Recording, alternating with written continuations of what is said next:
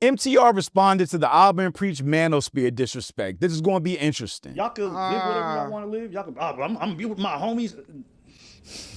Your bed full of like male pubes? Congrats. Nobody in real life trying to do this shit. Let's move in together. Yeah.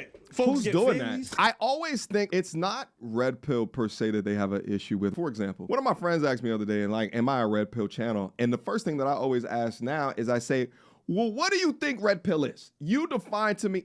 And generally, people don't have an answer for this. Auburn Preach have been ruffling a lot of feathers in the RedPill Manosphere community lately. From calling out Fresh and Fit, and fabulous.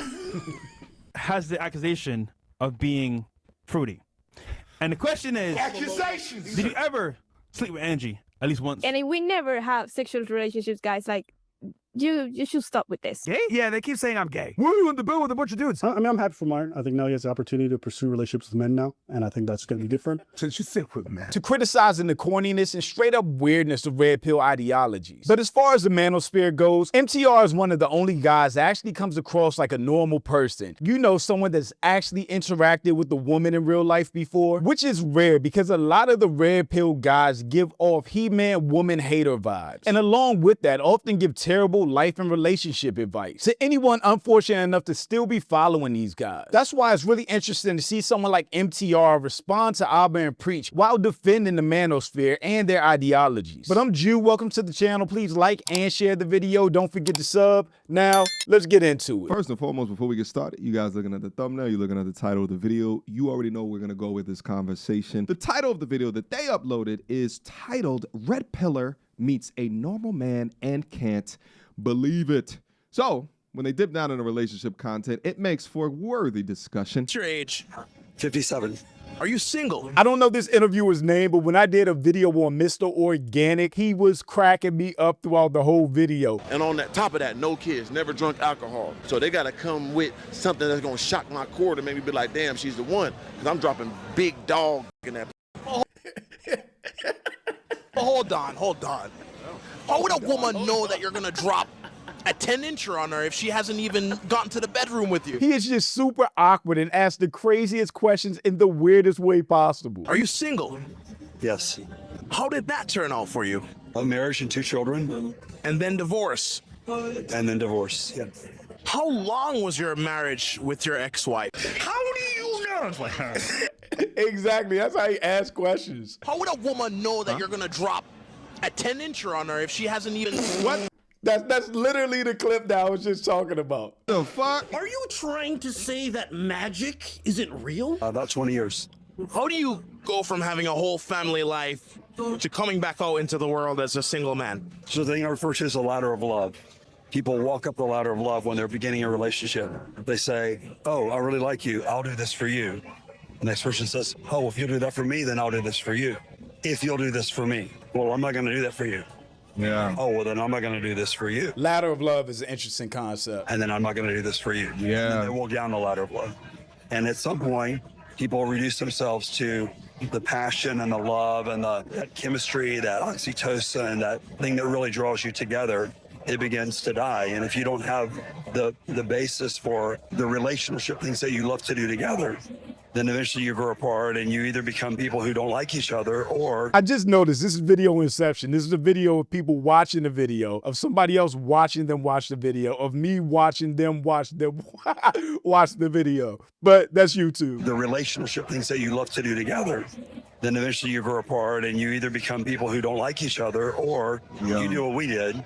You become like a brother and a sister. Wow. I often say on the channel, it's so important to hear older men talk about their relationships, right? To talk about their marriages, because oftentimes there's an insight there that often is not unlocked unless you've been into those type of situations. I agree with that, which is why I find it so weird that all of these dating gurus and podcasts are hosted by single people that probably aren't even in relationships, definitely aren't married, and they're giving advice on people on how to find a successful relationship or the perfect spouse for them, when those people giving the advice haven't even done it themselves. And if we're just talking about red pill manosphere, that's across the whole entire space. You know, like Myron from Fresh and Fit admitted that he got his first real girlfriend at 35 years old. Well, when was the last time you had a girlfriend prior to Angie?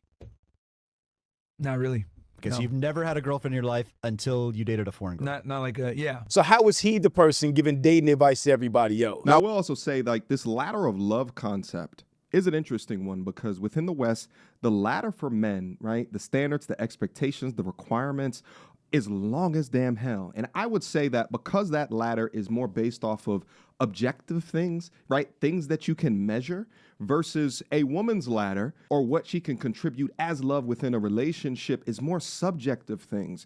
Femininity, beauty, nurturing, caregiving. Yeah, you can't get any of those things when you divorce a woman. But a woman can take and usually is entitled to your house, your car, your retirement, your savings, because men usually have tangible assets while women have non-tangible assets. Right? Like if a divorce was to happen, and it happens in 50% of all cases, the man's ladder is the only one that's in the goddamn equation, or at least most of it. And why? Because those are the things that you can measure, whether it be that he was, had the most amount of income, and the tangible things is what gets divvied up within a family court situation. And my thing is that most of these men sign up for these contracts and they have no damn idea. They go into it for love as opposed to understanding that this is a business decision. Do you see yourself getting married to a woman again, or is it more of just a life partner thing from this point going forward? So I haven't married a second time, but I'm looking for a while.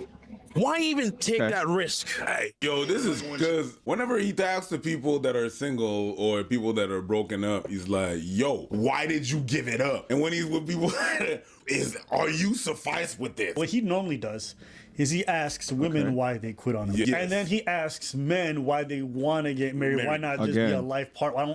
Why not do the high value man? He's actually being consistent is because you're not paying attention to the gender. To who the gender. Yeah. Why even take that risk? There comes a point in your life when you start asking yourself the question, what am I going to do for the time that I have left? And that's when you start viewing life very differently. You realize that there's a number of days you have left to live, but you want to decide how to make those days really count. I'm not thinking anymore about how to build an empire because I did that. And so when you... Yeah, I was going to say, like, it's interesting because it's meets normal man, but I don't think this is this is a normal dude. Listen, dude like this walking around in Miami with the colored goatee, the hat on that low with the Hermes belt on. I bet you he's a multi-millionaire, which is by no stretch of the imagination a normal man. Nevertheless, though, what I find is that in these high-value marriages, it's a lot different than the repercussions or the consequences of a divorce within, if you're middle income, if you're average income. But the brother's points about end of life is so important because no matter the content that we see across the internet, no matter what you're trying to do to avoid or defend, right? Like all of our lives are finite and the goal is to be as joyous as what you can with your time on this planet because you don't know when this shit gonna end. There are a lot of dudes out there that are just like, hey, I'm going my own way, bump these chicks, but you cannot put yourself into a mindset as if they all ain't shit. Yeah, you should raise your standards and requirements of what you tolerate. To his point, I think anybody that's seen it, we're seeing it right now with like a Future, for instance. You just don't want to be that person that's old and always alone or old and single. Because after a while, it gets tiresome dating or playing the field or always chasing somebody. You don't want to be the old head in the club alone with a bunch of young people looking for young women. And I feel like that's what the Red Pill sets up a lot of men to do, especially as they place more and more qualifications that a woman needs to have to be wife material or trad wife material, whatever it is. Dude in the video is just saying, look, I'm old, I live life, I don't want to die alone. I think that's a common sentiment that a lot of people have as you get older, which is why he would take a risk on getting married again. While being so defensive and so protective, you will never open yourself up enough for the potential of letting a good one in, because they do exist. Reach that point in your life, you say to yourself, what do I want to do? How do I want to give back? Who do I want to teach? Who do I want to mentor? What do I want to leave as my legacy? And then you say to yourself, who do I want to do that with? When things don't work out, I think a lot of times people expect a whole bitter outcome. But what people also don't realize is that when divorce happens, men are like 60% more likely to get remarried. Not the women, men. And for all the shit that marriage gets and how much people shit on it online, I realize it's almost exclusively really an online thing. I say that over and over and over again. A lot of these relationship and dating discussions and what do you bring to the table and all of these requirements to be able to date somebody is 90% online. Like when you go out in the real world and meet real people or date in real life, those discussions aren't happening like that. It's a lot different offline in the real world in real life. When men who are divorced are asked about marriage, they speak about it positively. Maybe not their last marriage, but the desire to want to be married is still there. Yeah, and he's not lying. Most of them do get remarried because as you age, the prospects of a single man are substantially worse than the prospects of a single woman. I think the prospects being an older single woman are much worse than being an older single man. But like I just said, as a man, you don't want to be the old head in a club or in lounges chasing young women around. That type of person just looks lame and desperate. I mean, Future just put out a picture of getting a haircut and basically getting cooked online. People saying he looks like Morgan Freeman now, or Future Freeman. Just because he's in his 40s now, he's still living that life. Like, it just don't hit the same. And I think that's a vibe for a lot of older men. Y'all could live whatever y'all want to live. Y'all could, I'm be with my homies. Your bed full of like male pubes. Congrats. Nobody in real life trying to do this shit. Let's move in together. Yeah. Folks Who's get doing families. that? MTR just said, who's doing that? That's what Fresh and Fit advised everybody to do. To not live with women, but to live with their friends, to live with other men. Boys be boys. Let's move in together with my homies. Right. No. We got like Who does 5 that? topics covered today regarding why you should never live with your girlfriend. Oh, you could be the biggest, most, I guess, tallest, most masculine alpha out there. Oh man, can we cuddle? And before you know it, time passes along and you're like, damn, you become. I see Abba and Preach doing content on like RedPill, right? Like, I always think like it's not RedPill per se that they have an issue with, right? Because like, for example, one of my friends asked me the other day, and like, am I a RedPill channel? And the first thing that I always ask now is I say, well, what do you think RedPill is? You define to me. And generally people don't have an answer for this. And the reason for that is that the definition of red pill by most people is determined by the person that is giving the information. I mean, you guys see my confusion when they talk about this move-in with men shit. I don't know what they were talking about, and then to listen to this gentleman say this in the haphazard way that he is saying it helps me understand to a degree of the context of why they say it. It's true that a lot of people have the impression of red pill that they have because a lot of people online have been the Andrew Tates and the Fresh and Fits, and they represent for red pill. Meanwhile, you have people in the manosphere of red pill space that don't necessarily agree with Fresh and Fit talking points. However, we don't ever hear them come out against it. Maybe I've missed it, but I've never seen or heard MTR be too critical about the Fresh and Fits or their ideologies or some of the crazy, ridiculous shit that they say. So Fresh and Fit are the loudest people in the red pill room with this dedicated following that take whatever ideologies they say and spread it on social media. And people like MTR that are in that same space but don't agree with them, don't push back, then that means they represent for the red pill space. It does. And I think more people in the red pill manosphere space, closer to the center of normalcy, should have spoken up against Fresh and Fit and a lot of other guys like them sooner. Now, there is some validity of some dudes getting into relationships and they all up under their girl and they get softer, right? They start working out as much. They start to get that dad bod, right? They forego some of their interests and their purpose because they get comfortable. That's also called happiness. I mean, right? Like your buddies, your friends, you go out, you're constantly challenging each other with like creative pursuits, or, you know, with your work or your industry. Some of them may have sports hobbies, you know, like, yo, come out boxing with me, da-da-da. But in terms of like forming colonies to move in together, if that was the context that he was saying, then yeah, I just don't understand. I can understand that. There's some people that function like that. I don't think that this guy is inherently wrong. He's not giving up on, he's not like, these women. No, he's like, no, I'm still looking. I'm good. He's not bitter about it. That's not red pill, I would say. He's just like, yeah, you know what? It didn't work. It decreased the ladder, and then whatever. I'm gonna look for something else. I'm gonna look for a wife. Complication of a divorce. You can be bitter very quickly. Listening to this guy, two things. The first part is this young man's like, why would you get remarried? He's thinking about it from the fear standpoint, the outcomes that are negative when you have some wealth, he's just asking a you question. get divorced.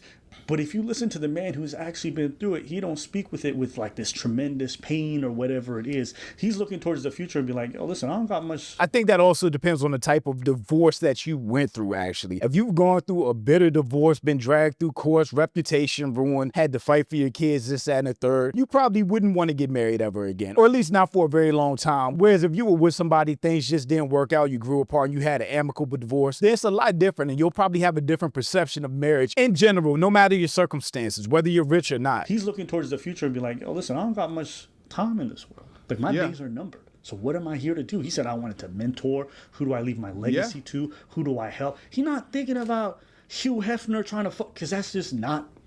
That shit becomes less and less content and joy as you get older. The only thing this man's focused on is how does he give back? That's his words. And I identify with that because even in me in my 30s, I've already weaned off of that shit so much. It's generally dudes who have some level of dysfunction in their life who are still on that like, fuck bitches, get money up.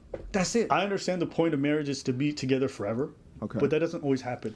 And I personally don't think that it's necessarily failure. Me personally. I know other people have a different view of it, but I could imagine plenty of scenarios where I'm potentially married with somebody for 20 years. You have all these happy marriages. You birth beautiful children. They grow up to be great people. Your ex-wife helped shape them in a lot of good ways, but you guys fall apart. Is that a failure? I don't know. I mean, it's not like a horrible life failure that you can't recover from. But getting a divorce is definitely a failure in a way because you committed to do something that didn't end up working in the long term. So a divorce definitely is a failure in a way, but it doesn't mean the people getting divorced are failures. So that question to you guys, would you guys inherently see that as a failure if you could imagine in those 20 years how many happy memories, how many great things, and see your partner reflected in your kids and being proud of your children? Fantastic question. And I think, like, again, thinking about the young man in Miami, and I'm saying young man, but, you know, he's obviously a little bit older, he might be in his 60s, but listening to the way that he articulates that answer, and, you know, I understand what Abba is saying right here, but they don't react to guys' circumstances who say that they will never get married. So it's like Abba and Preach, are currently not reacting to the other side of the coin where men say vehemently, I will never ever get married again. But let's just take it from a numbers perspective. Last year, in 2024, over 900,000 women initiated divorce against their husband, all right? Within that same time, 300,000 men initiated divorce within that same exact time. Now, of the aggregate of those two numbers, we can say 60-ish% of those men will get eventually remarried again. That 60-ish% is not a 90-ish%. There's a lot of dudes out there like, I am never going to do this again. Yeah, facts. And they have the horror stories to boot. Yeah, like I said, I think it definitely depends on your circumstances and what the divorce that you went through actually looked like. Was it amicable or was it just a nasty, horrible experience all the way through where you lost your house, car, kids, everything? I definitely think all that plays a part on if a divorced guy would even consider getting married again. But to me, it's really about the stage of life when all of this happens, right? If you're like the brother that they're interviewing, he already has a successful business, right? Already has a certain level of stability, has already multiple years in a marriage and has kids, right? Like, so he can lead with a much calmer mindset, but there's a lot others that don't have this conclusion. And it's okay. We could talk about the men that want to get remarried and the reasons why. And I love that man's answer. Life is only but so finite. So I intimately understand the reality of the finiteness. Is that a word? Finiteness? I don't think so, but of we'll our go lives, with it. all right? But it's equipping those with the knowledge, baby. It's not to scare away completely, but to equip with the knowledge. See, but I think even this is what separates somebody like MTR from like the Fresh and Fits. If he's talking about equipping with knowledge, earlier he talked about who initiates the divorce, 900,000 in the last year for women, 300,000 for men. I think MTR talks from a general perspective of trying to give knowledge, advice, and help men. Whereas the Fresh and Fit guys and people like them just generally demonize women, like literally have nothing positive to say about women or relationships or anything like that. I think Fresh and Fit are the guys that said you need to sleep with 200, 300 women before you even get a girlfriend, which is still insane. And I think to let those narratives take root in so many young men is kind of like a failure of the more common sense centered manosphere guys that let people like Fresh and Fit run off with these red pill ideologies unchecked. Most people or most men don't even understand the benefits of utilizing a prenup prior to a marriage, and they allow the government to write their marriage contract. The government, like, they're known for doing things right. Video about a basketball player. Okay. And it was always the same journalist that was asking him the same question. He was kind of sick and tired of it. Do you view this season as a failure? Oh my God. You asked me the same question last year, Eric. And his response was good because they didn't have a good game. And the journalist was always referring to whenever he didn't have a good game as a failure. And he's like, yo, you're always talking to me about this failure stuff. What are you talking about? So I should throw the whole thing in the trash? Do you get the promotion every year on your job? No, right? So every year you work is a failure. Yes or no? We're gonna discard everything? We're gonna discard the whole relationship?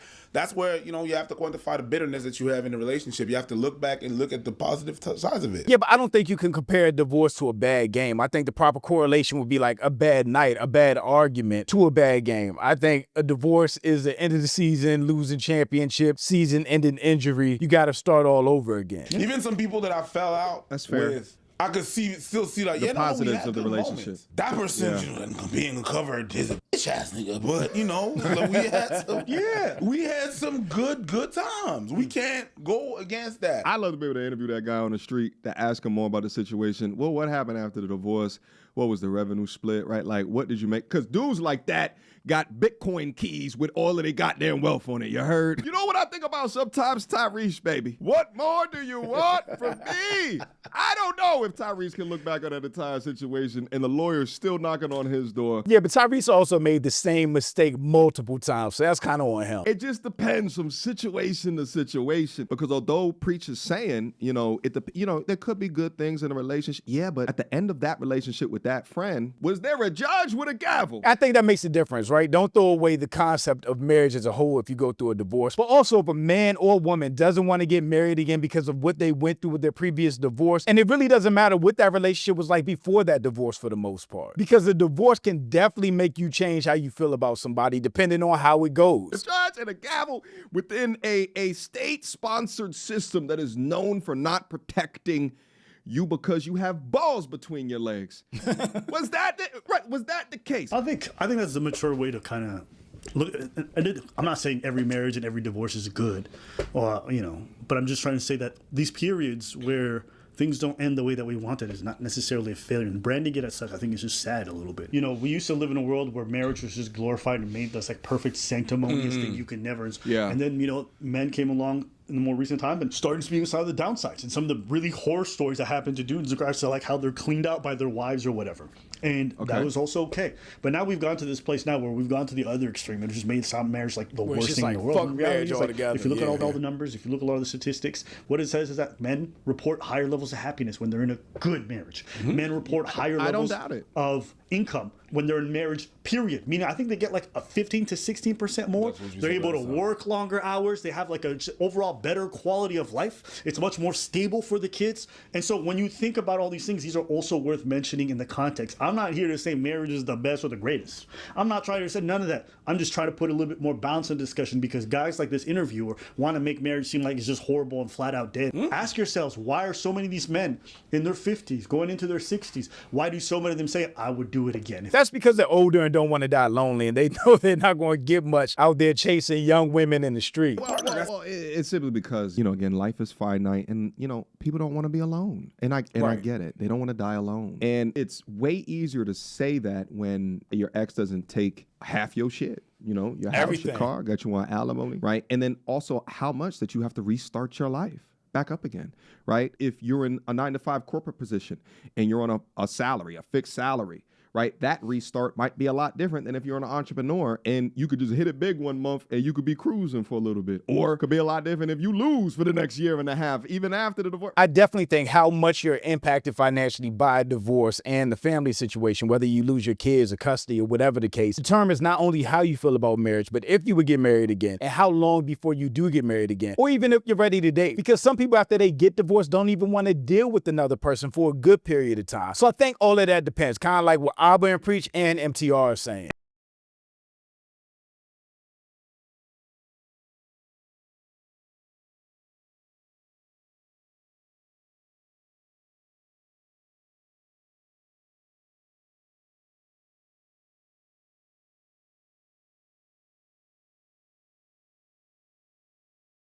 Yeah. You got to understand how the world works, baby. If you getting married, right, and you're tying your assets to another person, then you have to understand how the world works before it is that you be able to do that, and also understand what is the likelihood of this lasting for a long length of time. In short, hope for the best, prepare for the worst. But, Abba has a fair point to say that, there could be so much negative content geared towards that angle or that lens that then you are forever in protection or defensive mode. Yeah, I definitely agree with that point as well. Like the pendulum has swung so far back the other way as far as marriages go, where people like Fresh and Fit are just outright preaching against marriage at this point. It's not even about protection or safeguarding. It's raising the bar so much that if anybody actually follows their ideologies, they just will never get married or will never find the perfect woman or won't make any concessions or settle in the middle for a good woman when they do find them. Marriage, contrary to popular belief, is not just about love. It's a business contract. 100%. And God forbid you allow the government to create that goddamn contract. You heard? In this country, the contract is structured in a way where usually, more often than not, especially Women through win. the longer ladder, right? The tangible things that men are tasked with, even in modern society today, it is the highest cost to us when it fails. If you choose marriage,